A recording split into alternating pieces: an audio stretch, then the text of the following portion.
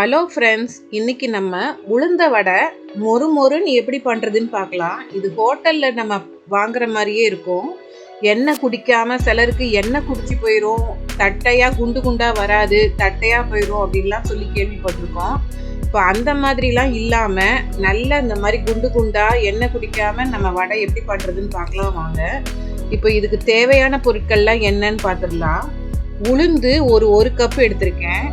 அரிசி மாவு 2 table spoon வேணும். பெரிய வெங்காயம் ஒரு 4 வெங்காயம் வெட்டியிருக்கேன். வெங்காயம் நிறையா போட்டால் உங்களுக்கு நல்லா டேஸ்டியாக இருக்கும். பச்சை மிளகாய் 3 நம்பர் கட் பண்ணியிருக்கேன். இஞ்சி ஒரு துண்டு பொடியாக வெட்டிக்கோங்க. சீரகம் 1 டீஸ்பூன் எடுத்திருக்கேன். கல் உப்பு 2 டீஸ்பூன். எண்ணெய் நம்ம பொரிக்கிறதுக்கு தேவை மாதிரி.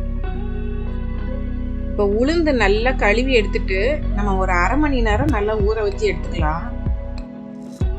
இப்போ உளுந்து நம்ம எல்லா தண்ணியும் ஃபுல்லாக வடிச்சிருங்க. சுத்தமாக தண்ணியே இருக்கக்கூடாது. இதை நம்ம ஒரு கிரைண்டரில் சேர்த்துக்கலாம். சேர்த்துட்டு இதுக்கு ஒரு 1/4 டம்ளர் தண்ணி ஃபஸ்ட்டு நம்ம சேர்ப்போம். இது தெளிச்சு தான் நம்ம கிரைண்டர் மாவு அரைக்கணும். பாருங்கள், 1/4 டம்ளர் தான் நான் எடுத்திருக்கேன். இதை மட்டும் ஃபஸ்ட்டு போட்டு நம்ம நல்லா கிரைண்டரில் மாவு ஆட்டிக்கலாம்.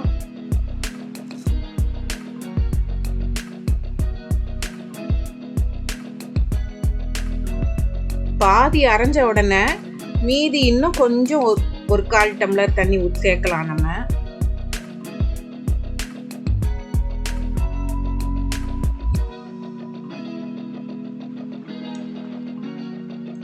பாருங்க, பாதி அளவுக்கு இப்போ மாவு நல்லா அரைஞ்சிடுச்சு.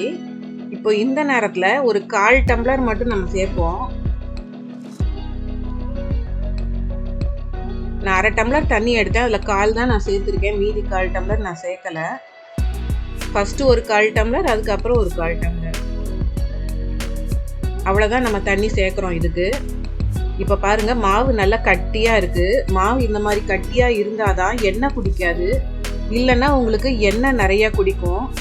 இப்போ 2 டீஸ்பூன் நம்ம உப்பு சேர்த்துக்கலாம், கல் உப்பு. அப்போ சேர்த்து நல்லா அரைஞ்சிடும்.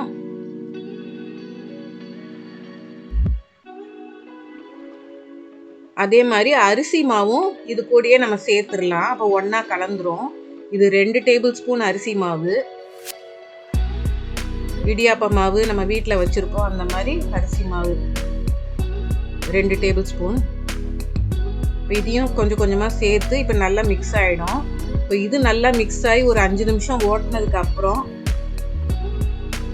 1 டீஸ்பூன் சீரகம். இப்போ நம்ம கிரைண்டரை நிறுத்தி வச்சுக்கலாம். இப்போ இது கூட நம்ம வெட்டி வச்சிருக்கிற வெங்காயம்,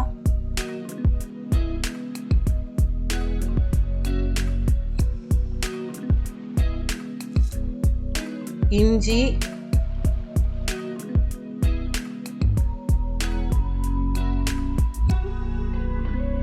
பச்சை மிளகாய், இப்போ இது எல்லாத்தையும் நம்ம சேர்த்து ஒரு ஓட்டி மிக்ஸ் பண்ணி மட்டும்தான் எடுக்க போகிறோம். இதை அரைக்கக்கூடாது. அரைச்சா இன்னும் நீர் விட்டுரும். அவ்வளோதான், ஒரே ஒரு சுத்து. உங்களுக்கு அது வராது அப்படின்னா மாவை தனியாக வழித்து எடுத்துகிட்டு கூட நீங்கள் மிக்ஸ் பண்ணிக்கலாம். இப்போ இது ஈஸியாக இருக்குன்றதுனால அதுலேயே நான் போட்டு ஒரு மிக்ஸ் பண்ணி நான் ஆஃப் பண்ண போகிறேன். அவ்வளோதான், பார்த்தீங்களா? இப்போ எல்லாம் ஈவனாக நமக்கு ஸ்ப்ரெட் ஆகி கிடச்சிச்சு. பாருங்கள், மாவு நல்லா கட்டியாக இருக்குது. இந்த மாதிரி வடை தட்டுற அளவுக்கு இருக்கணும் மாவு. இதை நம்ம எப்படி பொரிச்சு எடுக்கிறதுன்னு இப்போ பார்க்கலாம். ஒரு கிண்ணத்தில் தண்ணி வச்சுக்கோங்க. ஒரு வடை போடச்சியும் நம்ம அதில் கையில் நினச்சி இப்படி போடணும். அப்போ தான் கையில் ஒட்டாமல் கடாயில் ஈஸியாக விழும். எண்ணெய் நல்லா மிதமான சூட்டில் வச்சுக்கோங்க. ஒரு தடவை நம்ம வடை மாவு எடுத்துச்சு இந்த மாதிரி கையில் தட்டி இந்த மாதிரி போடலாம்.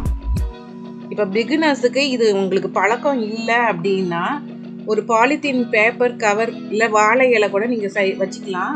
அதில் கொஞ்சம் தண்ணி தடவிட்டு அதில் போட்டு எடுக்கணும். இப்போ நான் காட்டுறேன் பாருங்கள். இந்த மாதிரி ஒரு பாலித்தீன் கவர் ஒன்று எடுத்துட்டு அதில் தண்ணி முதல்ல தடவிக்கணும். அதுக்கப்புறம் இந்த மாதிரி இந்த மாவை வச்சுட்டு ஓட்டை போட்டுட்டு நீங்கள் எடுத்தீங்கன்னா வந்துடும். அப்புறம் அதை மெதுவாக நீங்கள் ட்ராப் பண்ணிடலாம் உள்ள.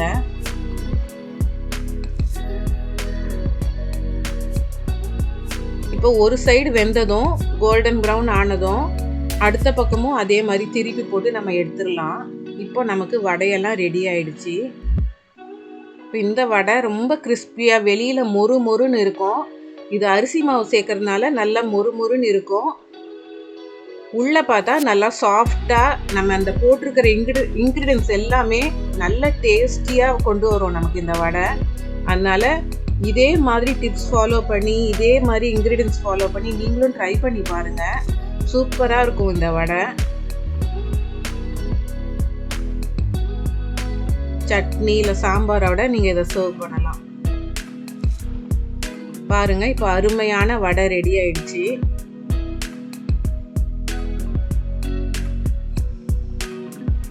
பாருங்க, இதை உள்ள பிச்சு பார்த்தாலே உங்களுக்கு தெரியும். பாருங்க, ரொம்ப ஆயிலியா இல்லை, எப்படி நல்லா உள்ள மாவெல்லாம் நல்லா அழகாக வெந்திருக்கு பாருங்க. வெளியில நல்லா கிறிஸ்பியா, இது ரொம்ப டேஸ்டியா இருக்குங்க. இதே மாதிரி நீங்களும் ட்ரை பண்ணி பாருங்க. இதே மாதிரி வேற ஒரு நல்ல ரெசிபியோட உங்களை அடுத்த வீடியோவில் சந்திக்கிறேன். எங்கள் சேனலை லைக் பண்ணுங்கள், ஷேர் பண்ணுங்கள், சப்ஸ்கிரைப் பண்ணுங்கள். தேங்க்யூ.